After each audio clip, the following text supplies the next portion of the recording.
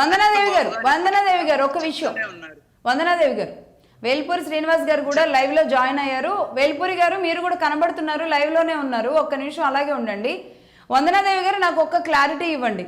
ఇప్పుడు ఇప్పుడు మీరు మీరు మీరు క్షమాపణ చెప్తారా అని నేను స్ట్రైట్గా అడిగిన దానికి మీరు మీ బాధని మీ పెయిన్ని అంతటినీ చెప్పుకుంటూ వచ్చారు.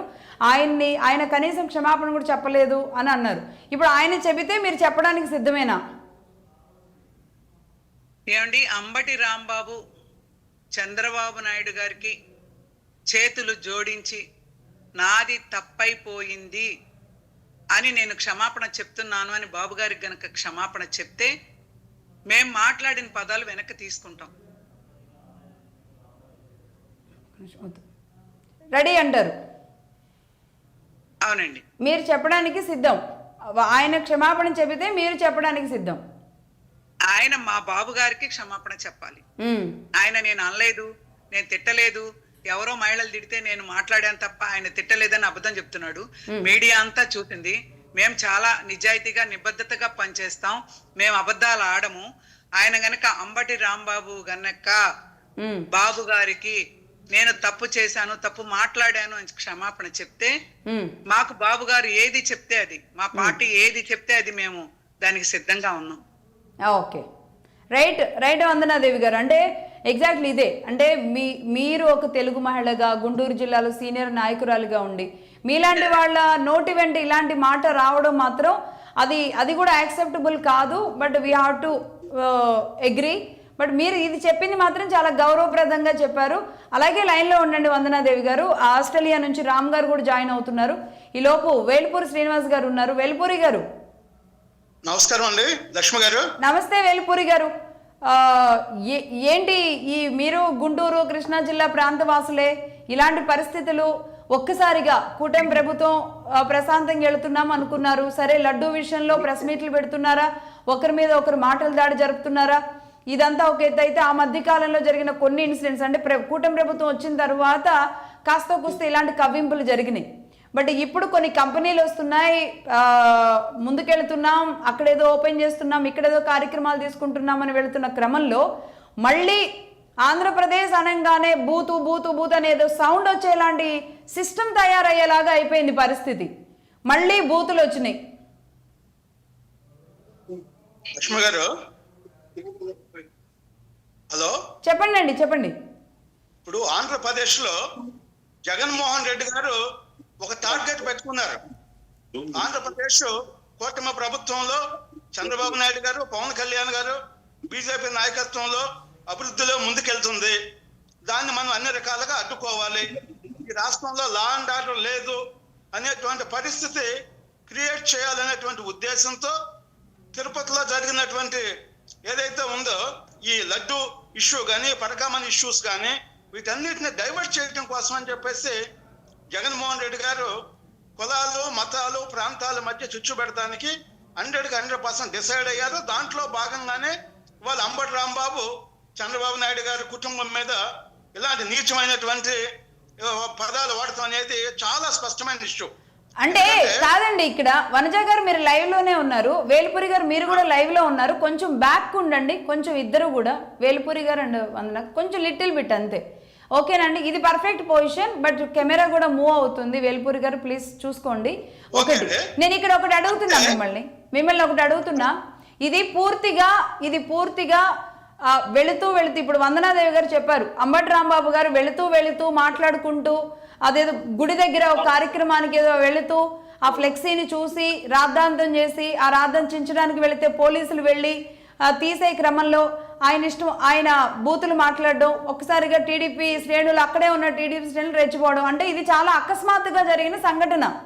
మళ్ళీ ఇది అంటే జగన్మోహన్ రెడ్డి గారు చేపించారు అనడంలో మళ్ళీ ఇది వేరే అవుతుందేమో కదా మరి? లేదండి, నేను ఒక విషయం చెప్తా మీకు. మొన్న పవన్ కళ్యాణ్ గారు కూటమి ప్రభుత్వం 15 సంవత్సరాలు ఉన్నది అన్నారు. కూటమి ప్రభుత్వం 15 సంవత్సరాలు ఉంటే జగన్మోహన్ రెడ్డి గారు రాజకీయంగా సమాధి అయిపోయినట్టే, మీరు గుర్తుపెట్టుకోండి. తర్వాత అంబటి రాంబాబు గారు మాట్లాడేటప్పుడు లోకేష్ గారు కూడా ఒకటి అన్నారు, పవన్ కళ్యాణ్ గారు మాకు సహాయం చేశారు, మేము ఆయన సహాయాన్ని నేను జీవితంలో మర్చిపోనని నిన్న విశాఖపట్నంలో చెప్పారు. అంటే ఎవరు ఏదొచ్చినా కూడా కూటమి ప్రభుత్వం 15 సంవత్సరాలు గవర్నమెంట్ ఉంటుంది, జగన్మోహన్ రెడ్డి అధికారం లేకపోతే ఆయన ఉండలేడు అనేది చాలా స్పష్టం. అధికారం కోసం ఎలాంటి నీచమైనటువంటి కార్యక్రమాలైనా కూడా చేయడానికి జగన్మోహన్ రెడ్డి సిద్ధం అనేది మనం అనేక సంఘటనలు చూసాం. వివేకానంద రెడ్డి హత్య కూడా మరి కేవలం రాజకీయం కోసమే జరిగిందన్న విషయం కూడా మాకు తెలుసు. అంటే అంబటి రాంబాబు ఒక మాజీ మంత్రిగా, ఒక ఎమ్మెల్యేగా, ఒక అడ్వకేట్ గా ఉండి ఇలాంటి నీచమైనటువంటి పదాలు గతంలో కూడా చాలా సార్లు మాట్లాడాడు అంబటి రాంబాబు. అంటే వల్లభనేని వంశీ గాని, గుడివేడ గడ్డం నానే గాని, ఇంకొకళ్ళు గాని, రాంబాబు గాని ఇట్లా మాట్లాడినప్పుడు గతంలోనే ఎవరైతే ఈ విధంగా నీచంగా మాట్లాడి కులాల మధ్య చుచ్చు పెట్టాలనేటువంటి కుట్రలు చేస్తున్నారో, మీరు మామూలు వ్యక్తినేమో బట్టలు తీసి తీసుకెళ్లి కొట్టుకుంటూ తీసుకెళ్తున్నారు తెనాల్లో అనేక చోట్ల.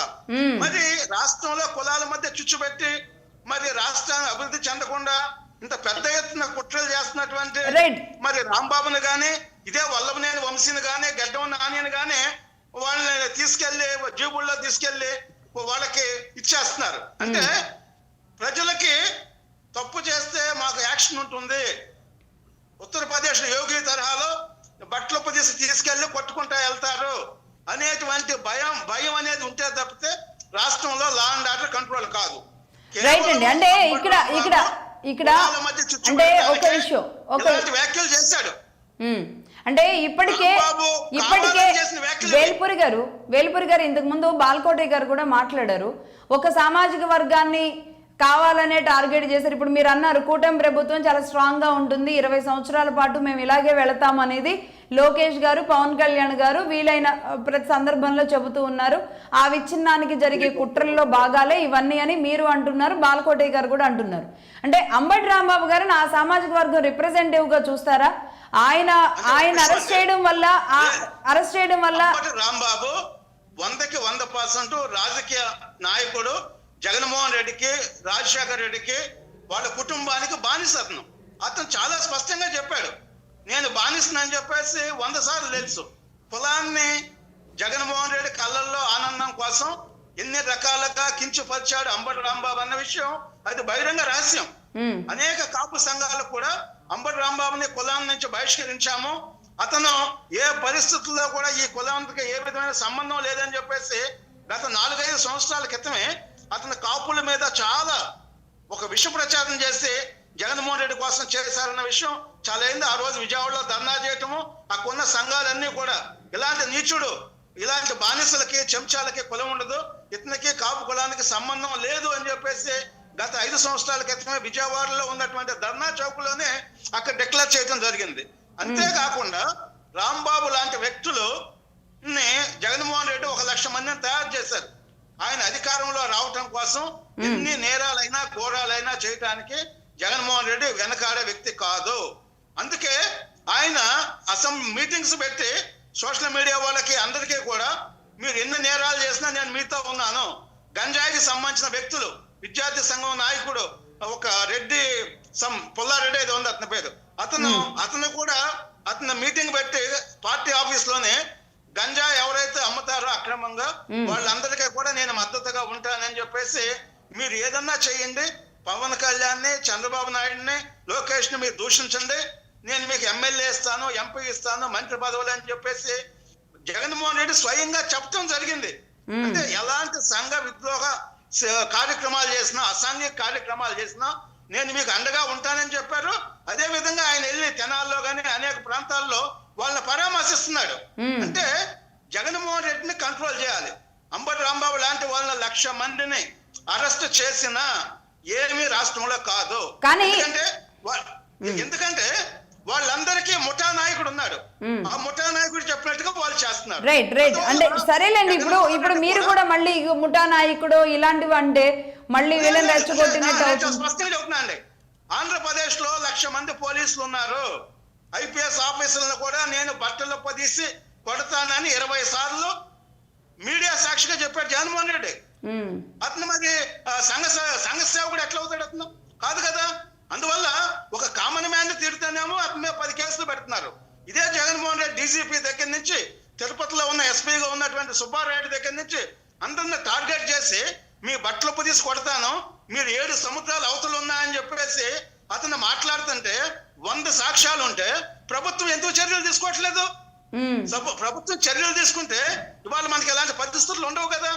అందువల్ల డెఫినెట్ గా వాళ్ళు ఏ స్థాయి వ్యక్తులైనా, ఎమ్మెల్యే అయినా, ఎంపీ అయినా, ఎవరైనా, ఇదే కిరణ్ అని తెలుగుదేశం పార్టీ కార్యకర్త భారతీ రెడ్డి మీద ఒక పోస్టింగ్ పెడితే 10 కేసులు పెట్టిన ప్రభుత్వం. మరి పెట్టినప్పుడు అవతల ఎమ్మెల్యే అని, ఎంపీ అని, మాజీ ముఖ్యమంత్రి అని మీరు ఆ యొక్క చట్టం అందరికీ సమానము అనేది ఇంప్లిమెంట్ చేయాలన్నానే. అది చేయనప్పుడు ఇలాంటి పరిస్థితులు వస్తాయి. డెఫినెట్ గా ఉక్కు పాదంతో అంచువేయాలి. ఇలాంటి వల్లభనేని వంశీ చేసినా, గడ్డం నాని చేసినా, అంబటి రాంబాబు చేసినా, ఎవరు చేసినా చట్టపరంగా కానీ ఇక్కడ ఓకే మీరు అన్నట్టు ఇప్పుడు అందుకే నేను మీ పార్టీ విధానం అది కాదు, మీ పార్టీ అవసరమైతే మిమ్మల్ని మీ మీదే చర్యలు తీసుకుంటుంది కానీ పక్కన వాళ్ళ మీద మాత్రం తీసుకోదు అనే ఒక ఏదైతే ఉందో ఆ నేపథ్యంలో వందనాదేవి గారిని అడిగితే ఆవిడ కూడా ఏం భేషజాలకి ఏం పోలేదు, మా పార్టీ నాయకుడికి వందనాదేవి గారు మాట్లాడేది కూడా నేను చూసాను ఇందాక. అది కూడా తప్పు. ఎందుకంటే అంబటి రాంబాబు అనేవాడు ఒక చేట పురుగు.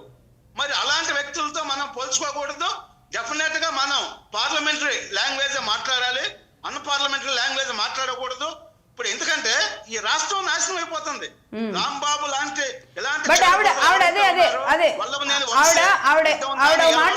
నాశనం అవుతుంది. దాన్ని కూడా మనం చట్టబద్ధంగా చేయాలి. మనం కూడా వాళ్ళ స్థాయిలో మనం కూడా బూతులు తిట్టామనుకోండి, వాళ్ళకి యువతల వ్యక్తులకు కూడా తేడా ఉండదు.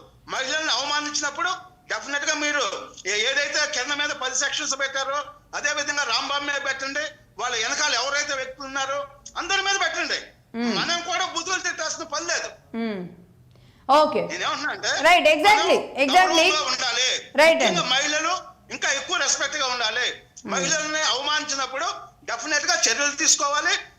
వాళ్ళని అచ్చెన్నారాయణ గారిని ఇచ్చాపురం నుంచి విజయవాడకి ఏ విధంగా తీసుకొచ్చారో వీళ్ళని నల్లబాటు తీసుకెళ్లాల్సిన పని లేదు. ఎక్కడికో హిందూపురమో ఇచ్చాపురమో తీసుకెళ్ళండి. అక్కడే తీసుకుంటే వీళ్ళు మళ్ళీ చేసే కార్యక్రమాలన్నిటికీ ఇదవుతాయి. పక్కనే ఉన్న స్టేషన్ కి తీసుకెళ్ళినట్టున్నారు. అందులో ఆ మర్యాదల విషయంలో ఏం తగ్గట్లేదు. కానీ వేల్పూరి గారు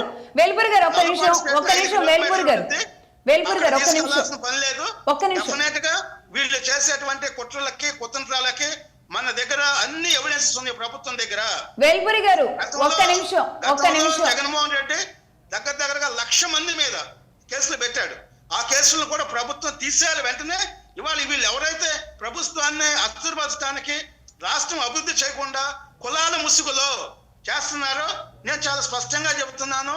కాపు పొలిటికల్ జేఏసీ చైర్మన్ గా అంబటి రాంబాబు గాని ఇంకొకళ్ళకి గాని ఎవరైతే పొలిటికల్ గా చెంచాలు బానిసలు ఉంటారో వాళ్ళ కులంతో సంబంధం ఉండదు. కులానికి గౌరవం తీసుకొచ్చే వ్యక్తులతోనే కులానికి సంబంధం ఉండిద్ది. అందువల్ల కులం అని, మతం అని, ప్రాంతం అని, ఎమ్మెల్యే అని, మాజీ మంత్రి అని ఇలాంటి డిఫరెన్సెస్ చూడాల్సిన పని లేదు. ఎవరు తప్పు చేసినా వాళ్ళ మీద చర్యలు తీసుకోమని ముఖ్యమంత్రి గారిని, పవన్ కళ్యాణ్ గారిని, మరి బీజేపీ ఉన్నటువంటి కూటమిలో ఉన్నటువంటి బీజేపీని నేను విజ్ఞప్తి చేస్తున్నాను.